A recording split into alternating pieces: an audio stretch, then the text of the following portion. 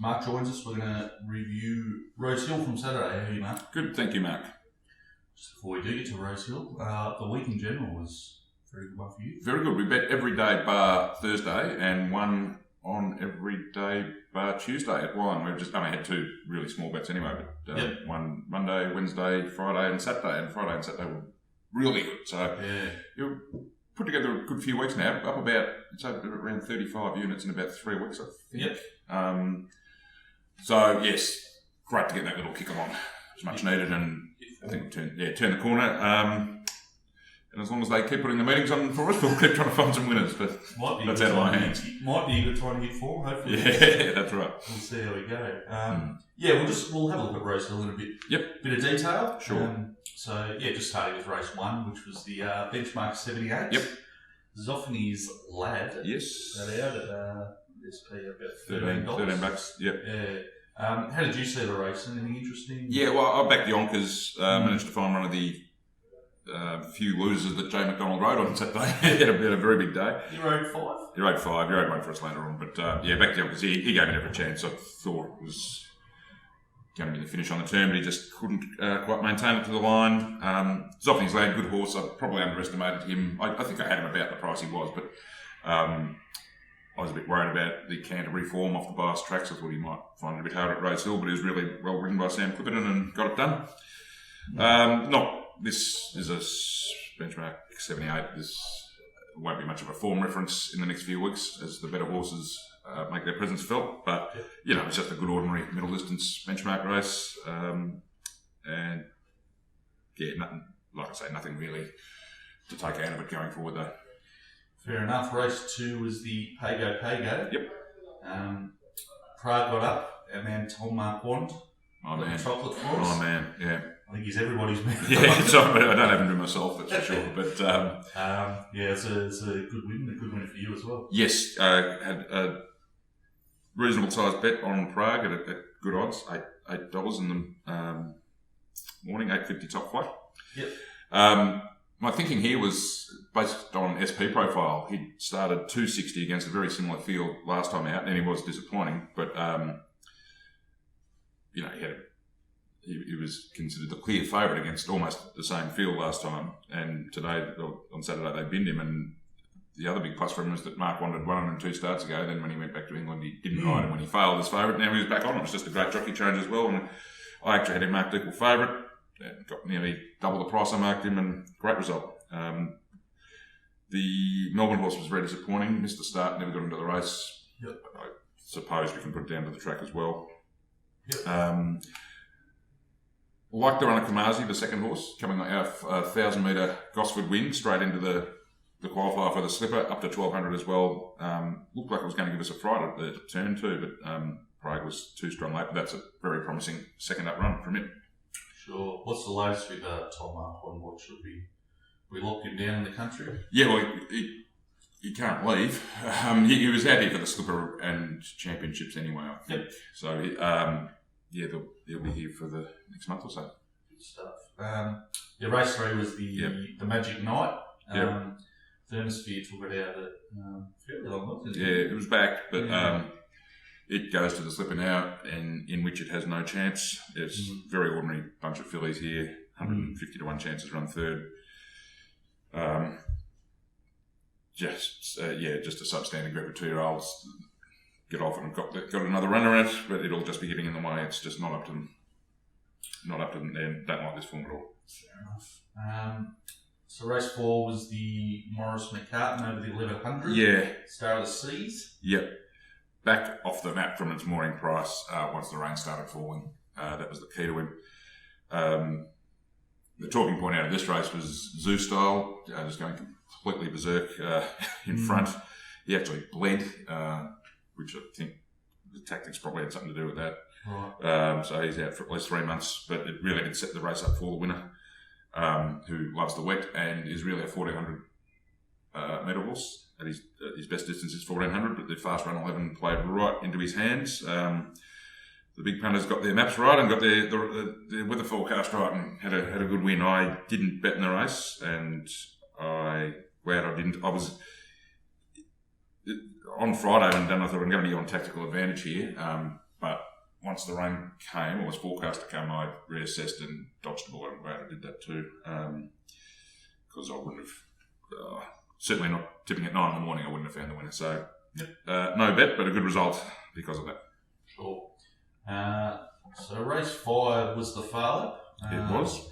Funstar, they just kept coming and coming through it, and they were right. They were. Well, the rain played into its hands, I suppose, but also the map, it became, as the scratchings came through, the field got smaller and smaller, it just became obvious to everyone that Funstar was going to get the right run, and probably wasn't, and that's the way it panned out. Funstar's favourite on all the futures markets for their likely upcoming races, being the Vinery and the Coolmore Legacy. Yep. I don't think there's going to be much between them. I think it's going to be dependent on conditions on the day and map. Opie Boston will be back on Probabeel, which I think is a plus. So, yeah, Funstar, I can see why it's favourite, but I think it's going to be sort of case by case whether that favouritism is justified. I think they're both absolute star fillies, and Probabeel can bounce back as well. Interesting duel. Yeah, great rivalry actually, those two. Yeah. So race 6 was the Ajax. Yep. Another good result there with Imaging. Yes. Another bit of SP profiling, same as Prague. It started clear favourite in the Liverpool City Cup against a very similar field. And again, this time they wanted to bet a much bigger price. Whereas Prague in his race didn't really have an excuse, he just failed.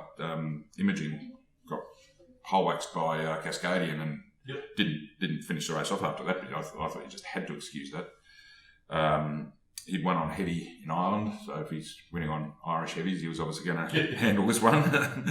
And I thought it was a good bet, great price. It was $8 and backed in, but for a horse like him, $7-8 chance, it was a pretty easy watch actually. It was. Just lobbed in a beautiful spot, was always travelling. Only anxious moments I had was when Nash got busy on Yulon Prince, and we thought gave it a bit of a race, but very straightforward. And I wish every $8 chance I bet was like that. That was a very good result. Really put the icing on the cake for the day. Yeah. So race 7 was the Group 1, the Coolmore. Yep.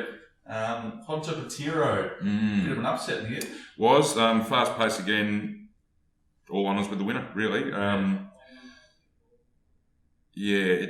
This is similar to the Tactical Advantage race. I was keen on Spanish Whisper. I think I tipped her in the preview on Friday. I was thinking the track's going to be no worse than a 5 at that point.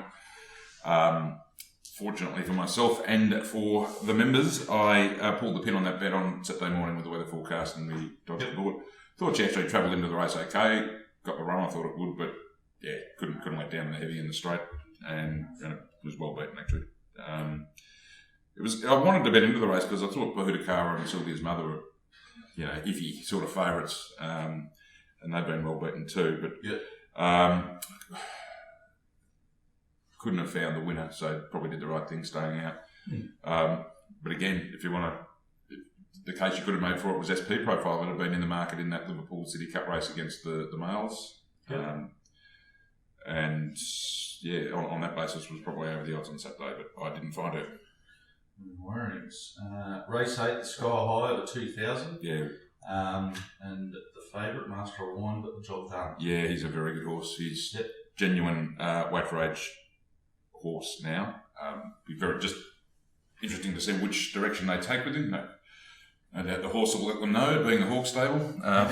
But they haven't ruled out they're backing up in the round bet next week. Yep. They've got the Tancred the week after that at 2,400, and I wouldn't advise against the throw at the stumps in the Queen Elizabeth, especially if the Japanese horse can't make it. Just thins it out a bit. It's worth a huge amount of money. Several $1 million, $4 million. And you've got a horse fit and flying like he is. Why not? He's not going the Sydney Cup route. Mustajir is who ran second in this race. He's still $11 in the Sydney Cup. I think that's probably overs. But Master of Wine is, he's ready to just take that step into serious weight for age company and can measure up. Yeah, there's a few of the long-term watchers are pretty keen on for the spring, I think. Yeah, I was talking to guys back in for the Caulfield Cup. He'd be pretty happy with himself at the price he got. So, very nice horse. And the last of the day was the benchmark 88 out of 1350. Yep. Positive piece. Got the chocolates Yeah. at 550, bet for XP 670. Yeah. Give that Accession, yeah. who was off the bit before the turn and got beaten 16 lengths in the finish. He had been placed on a heavy 10 as a 2-year-old, right. rating quite well. I thought third up he might be ready to go, but he just was not in the mood at all on Saturday, and he might be no good. He might not be training on as well. Got the winner wrong. She's had a wonderful preparation. Just keeps winning. My concern was that she ran a slowish last 200 at a previous start. Thought that might be a sign that she's over the top for the prep coming to the end of it, but no, bounced right back to her absolute best. Revelled in the going, ran them along, gave them their chance, and ended up just braining them, but I got it wrong. A back royal celebration again. He's hasn't trained on. He had a setback after his 3-year-old season, and he's been competitive in these races, but he's not going to be the nice horse I think they thought they had when he was 3. And probably some of the well-beaten things in the market you want to excuse. Something fast first up, probably had no chance on a track that wet. He was easy in the market too. Be forgiving of some of the beaten ones, but can't take anything away from the job Bjorn Baker's done with Positive Peace. Just a remarkable campaign it's had. Yeah. So you got that race wrong, you got a couple wrong, but you got more right. Yeah, 4 betting races, 2 winners at around the $7-8 mark. Yeah. If I could do that every day, I would. Good stuff. So, just the meeting overall, much to take out of the form from the meeting? Oh, yeah, look, certainly Master of Wine. I wouldn't be knocking the form reference because of the wet track. But no, certainly you have to be forgiving. And I was just having a look at rating the meeting this morning, and the track speed adjustment I'm having to make for the races 5 to 9 is one of the wettest I've ever seen. Okay. And I was talking to a guy who was actually at the track on Saturday, and he said it was raining, but it wasn't torrential. It wasn't the heaviest downpour you've ever seen or anything, but because they were racing on it, it just opened right up and turned into a real quagmire. So, do be forgiving of a lot of runners, I suppose, but not making Master of Wine. Okay. Right, and this week at the... Yeah, we've got a bit on. At the moment? At the moment, yes. Well, with an asterisk. Unfortunately, I am away on Wednesday. I have to go to Queensland for the day, so there'll be no Kensington service, but we do have Hawkesbury tomorrow. We've got 2 days of Albury, Thursday and Friday, that I'll be looking at. There's also Newcastle on Thursday with the rescheduled Gosford Provincial Championship qualifier. So I'll spend tomorrow doing all that form for Thursday, be off Wednesday, then we'll just back to normal service Thursday, Friday, Albury, Newcastle, and Golden Slipper Day behind closed doors on Saturday. On Saturday? Yep. No worries. All right, well, we might catch up a bit later in the week. Yep, sure. Go through the big day at Rosehill.